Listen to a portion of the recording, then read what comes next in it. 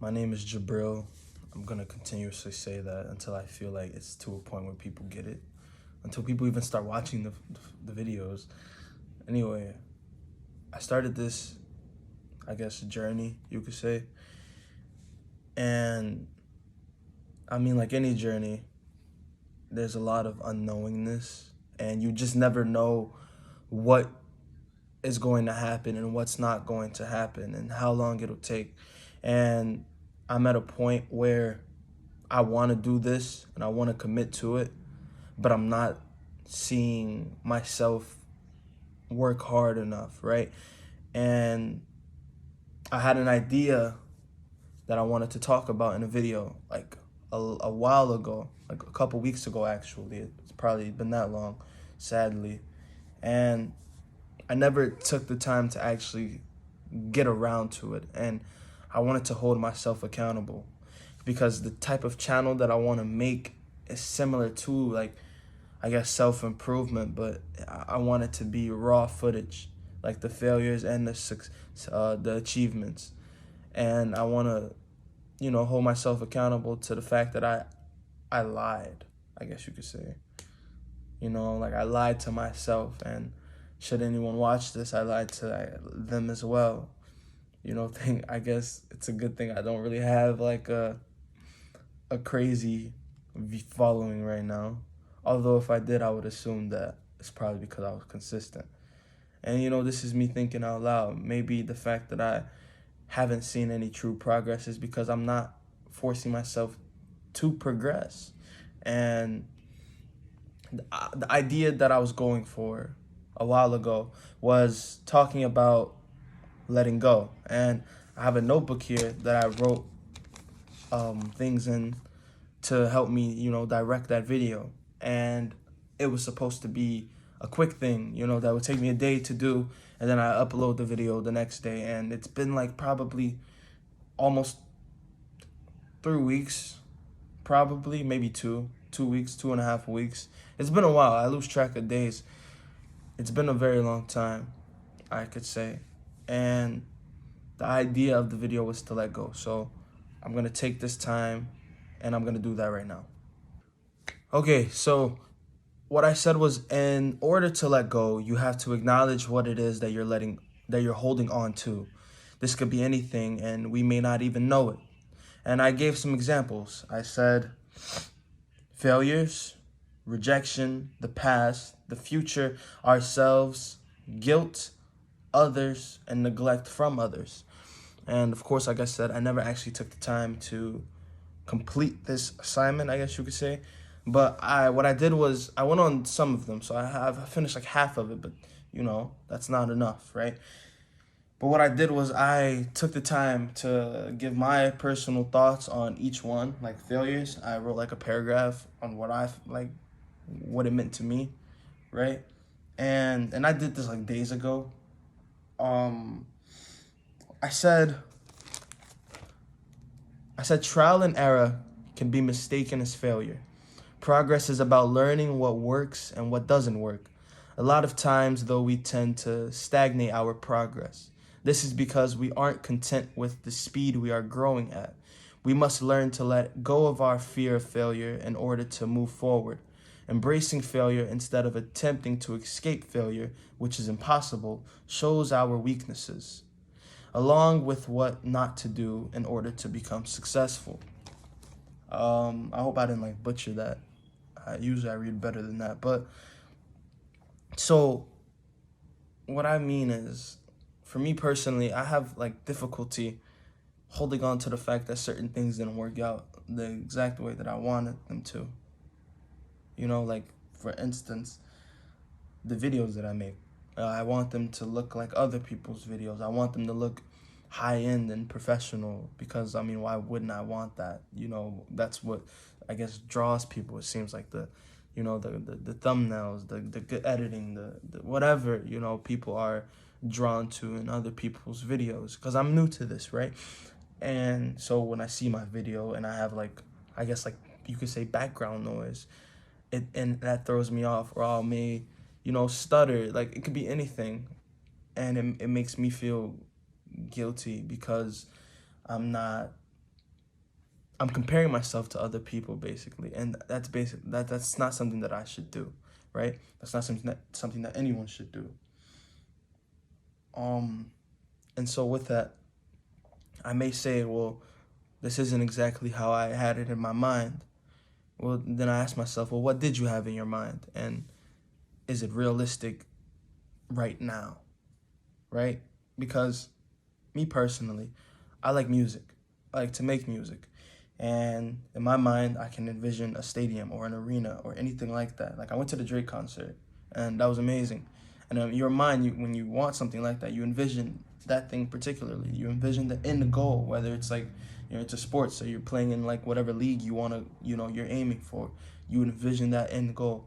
And the thing is, that's not realistic. But the fact that you're not there, you can almost feel like you failed in a sense because, well, this is what you have in your head, and then you look around and that's not what you see, and you almost think that you're a failure, and that's just not the case at all. So it's not realistic to think that way.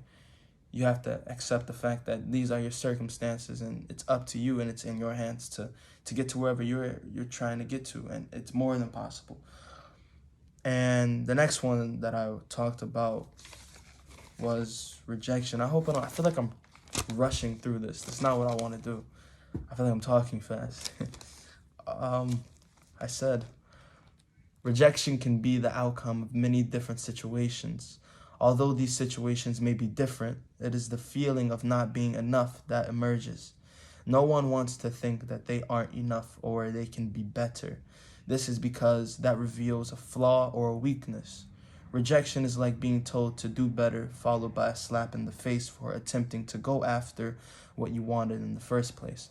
Hopefully that analogy, like example, made sense, right? So rejection is like a weird thing because there's different types of rejections. Obviously, you can get rejection from your family, like a form of neglect, and that's something that can screw people up, like later on in life. Like it started off as a child, and then messed them up as an adult, and then people look at them crazy and wondering, well, how did they get this way? Well, you have to retrace those steps, and that's for any form of rejection. Like a person can feel like there's no hope for them to love anyone, because of how many times they've been rejected, like by like an individual that they particularly wanted to be intimate with, and that can screw them up mentally and emotionally, make them emotionally unavailable. And by the time someone who's actually for them comes along, they've been so closed off their entire lives, they tend to overlook that person, and they go on to feel as if they're missing something. And that rejection can cause these things. There's different types of rejections. You can get rejected by your dreams, like I said, for failures. There's something that you want, but it doesn't give you that exact outcome in the exact moment to which you were expecting it. It can make you feel like, well, I just got rejected. This isn't for me. It almost makes you shut down, and it makes you look at yourself as if you aren't enough, and that's not the case. And depending on the type of rejection we're talking about, like I said, because there's multiple, there's a different way to go about it. Like let's say, okay, like a female. I've been rejected by women so many times. And it's funny. Like I'm not gonna say that I've took it like in a bad way, but I didn't take it in a good way. Obviously, I mean, who really does? Like unless you're just like some crazy person born with confidence. Like you have to learn to get through things like that, right? So I've been rejected for sure. And it's not easy. It's not easy dealing with because you look at yourself, you see those flaws, like you start to see things differently about yourself, and it makes you think like, man, like why did I have to be born in this body? Like I have insecurities. Well, y'all have insecurities. I have like I don't want to get into that right now. That's like I could save that for another time, actually. But yeah, like we all have insecurities. We all feel sometimes we aren't enough for someone that we may like or quote unquote even love. So that's what I mean by, right, I guess, rejection from an intimate standpoint. The other rejection is family neglect. You look at and that can also lead into intimacy as well. That could be a problem. Like all of these things tie in. I feel like I'm talking in circles, man. But yeah, from like a family standpoint, you've been, I guess, quote unquote neglected since a young child. That you grow up to see the world differently. You grow up and you look at other people and you may admire them, or may feel like uncomfortable when you're around a family that actually is like connected and like love each other. Like I have friends that are close with their family, and to me, like I smile when I hear things like that, because I'm aware that it should be like that. I'm aware that you should feel close to your family, and when I see those things, it makes me think like, man, I wish it could be like this for mine, but it's not. And I still love my family, but rejection can just make a person, I don't want to say hate themselves, but it can definitely do that. But it can make them seek things from other outputs, that leads down to a whole different type of life, really. Like, you're missing something here, and so you go to a crazy place to look for like a fulfillment, and that just ruins so much more. That's what rejection can do. You fill in that void, you fill in that empty hole with something that was just not supposed to be there from the beginning, right? And that's what I mean by rejection. So I hope that's understandable. I hope I'm not like talking in circles. The next one was the past, right?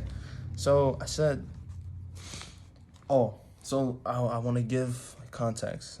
I kind of talk in like as if I was writing it today, because the first line is, today I struggle with what I simply can't change. I wrote this like days ago, like I said. So this is me talking from that particular moment of me actually writing that. I wanted to just clarify that. So I said, today I struggle with what I simply can't change, the past. What has been done, and what has been said, has been said. At times I wish I could change things that I've said or responded to. At times I wish I could change what I've done or didn't do. Those are memories of who I was. So instead of trying to repair the past that probably doesn't need fixing, I should prepare for the future and time. In the moment, I should prepare for the future and live in the moment, because those are not worth missing.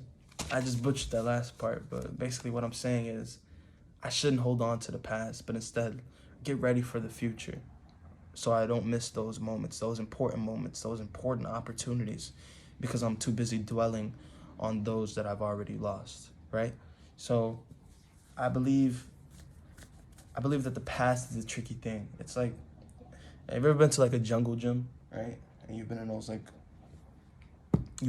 foam pits, or not a jungle gym, but you know what I'm talking about, those foam pits, right? And they're hard to get out of. They're hard to climb out of.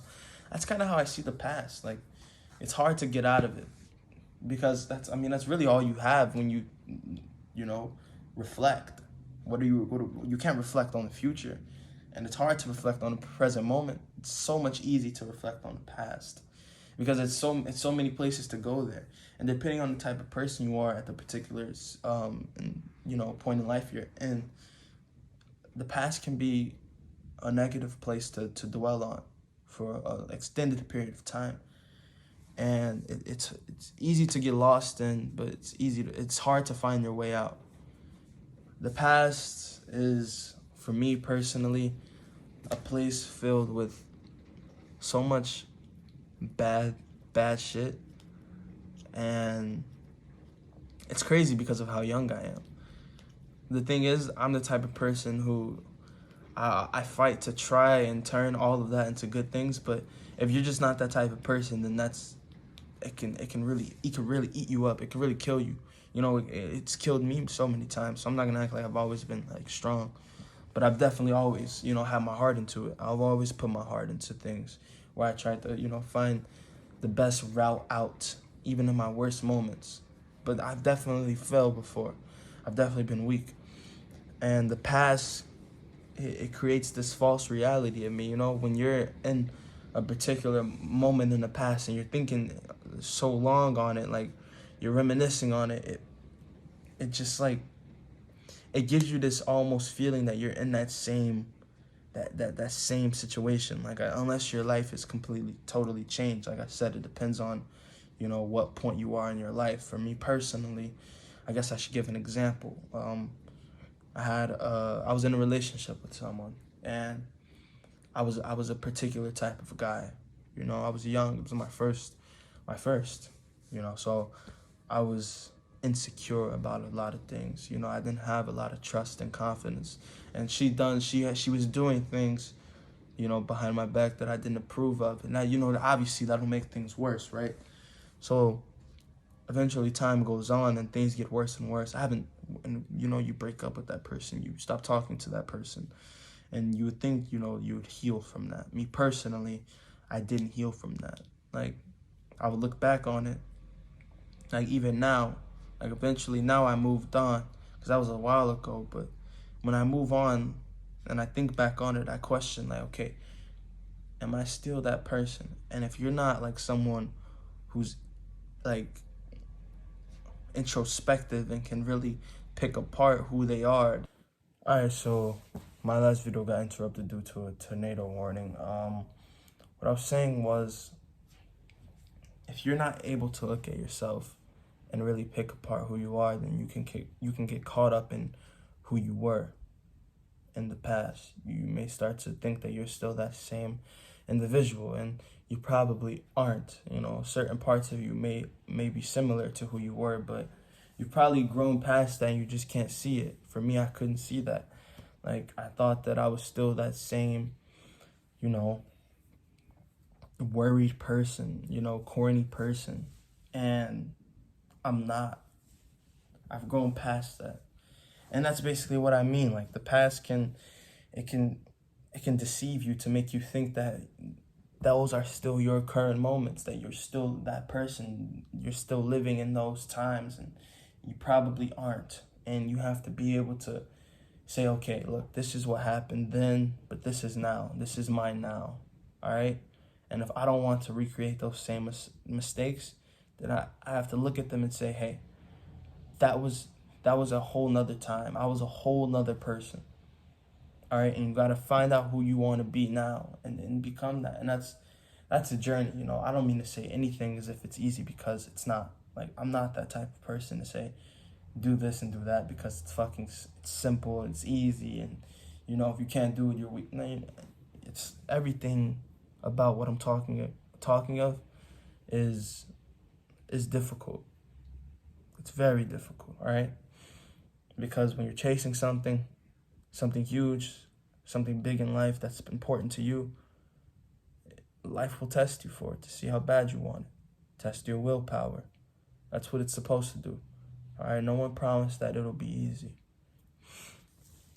All right, next one. Fear of the future. I said, I fear the future arriving to me before I arrive to it.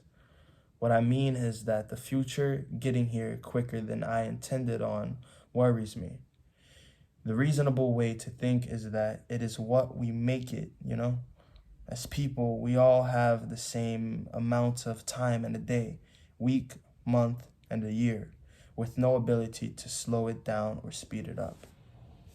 Now, when I was writing this, I was in a moment of just like, you know, just going on a tangent, you know, just clearing my conscience. And so hopefully that made sense. But basically what I mean, like, in all of this time, like this current moment that I'm in recording these videos, it's amateur hour right now. Like, you can tell, like, I'm stuttering. I'm saying the word like a lot. I am looking away. I'm wearing a t-shirt, you know, sweatpants. Everything's unprofessional in some people's eyes. But this is just me trying to be real. Like, this is me working with what I have, with who I am. My problem is that I fear that I've started too late, you know, and that's just me personally. Not everyone feels like that. Some people feel like it's never too late, and I agree, but I don't know. I just always feel like it's just not enough. Like, I always feel like, man, the day's about to be over. You know, tomorrow's about to be here quicker. You know, 2024 is about to be here. Like, in my mind, the future's right around the corner. In my mind, I don't have time. I don't know why I'm like that, but it just is. And I fear the future getting here before I'm prepared for it. Like, and all of this is preparation. This isn't something that's like, okay, I've already made my mark and impact on the community and people, and I've gotten to the point where I've gotten to where I want to be.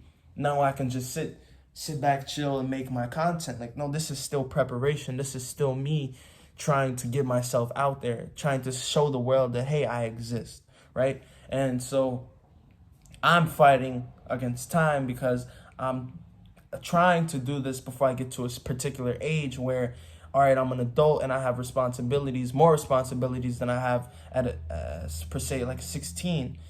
And now I have less time, seriously, because now I have to work a job, and I have to fend for myself, and different things like that. It's more expectations as you get older, which is why I'm trying to prepare for the future opposed to let it get here and then I'd be forced to do something, and because that's what a lot of people do. They wait it out. They wait it out, and they let their dreams slip by. And once life kicks in and reality hits, and the future gets here, so there's more responsibilities, and responsibilities that you're forced to do takes up time. You're forced to take up time, and that's the scary part about it, because it's now you're putting your energy and your time into something else because you have to do it. Let's say a job, because you have to pay bills, right? And now you know how long you work a job, hours and hours out of your day. And now you're once you get back home, it's time to work on your goal and your side hustle, right? But you've been working for so long, you've been doing all these different things that you had to do. You don't even feel like chasing those dreams anymore, and it just becomes a cycle and a cycle. That's my biggest fear. Getting to a point where I'm older now and I regret not working my ass off at a young age when I had so much free time, and now I'm older and I don't have as much time anymore for myself because I have so many other things to do. And that's a whole conversation. I really hope that I'm sounding clear. I don't know why I'm speaking like this right now. It's really amateur hour. But yeah, that's pretty much it for this video. I'm gonna edit it and chop it up and stuff because I had to make separate videos due to interruptions. So forgive me for, like I said, my quote unquote unprofessionalism. It's all good. It's gonna get better. It's always gonna get better. Seriously, especially me. All right.